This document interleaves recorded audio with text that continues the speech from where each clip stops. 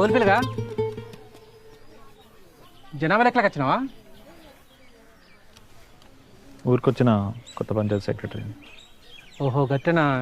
ఎటు దిగిపోతున్నావు మళ్ళా? ఇక్కడ నా తినడానికి దొరుకుతుందా? గిట్నే సక్కంగా పో, కొడివైపు తిరుగు. సూర్య కానీ చాయ్ దుకుని ఉంటుంది, అక్కడ అన్నీ దొరుకుతాయి. ఓ స్ట్రైట్ రైటా? కొడివైపు పోయి రాదే. తాత ఒక్కసారి చెప్పినాం కదా, పోరాదు. పైసలు ఏనన్నా ఉన్నప్పుడు ఇస్తా. ఇచ్చినోతి ప్లేట్ మిర్చి ఇస్తారా? ఊళ్ళే కొత్తగా అనిపిస్తున్నారు, ఎవరింటికి వచ్చారు? ఏయ్ నడిమిట్లా దొంగలు కూడా పడుతున్నారు, ఎవరో గట్టిగా అడుగు. ఊరికొచ్చిన కొత్త పంచాయతీ సెక్రటరీని. నమస్తే సారు, నాకు 3 నెలలు సంది, పెన్షన్ కూడా రావట్లే, చాయ్ దానికి కూడా పైసలు లేవు, జర ఇప్పియండ్రు సార్. తాత సారి పరిచయం చేయకు, పో. రేపు మార్నింగ్ ఆఫీస్కి వస్తే చూస్తా, సరేనా? ఏం చూస్తాడో ఏమో, చాయ్ కూడా తాగిపిస్తలే.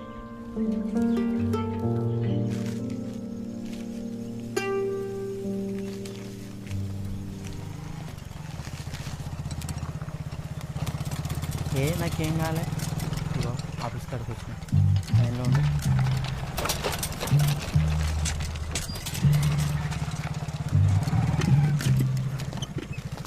ఏమైంది నరేష్? అది పెద్ద కథ సార్, తర్వాత చెప్తలేండి. తర్వాత ఏంటి అసలు ఎట్లా పడేసావు? మొత్తం డ్యామేజ్ అయింది కదా. అరే అసలు అలా ఎలా పడేసావు?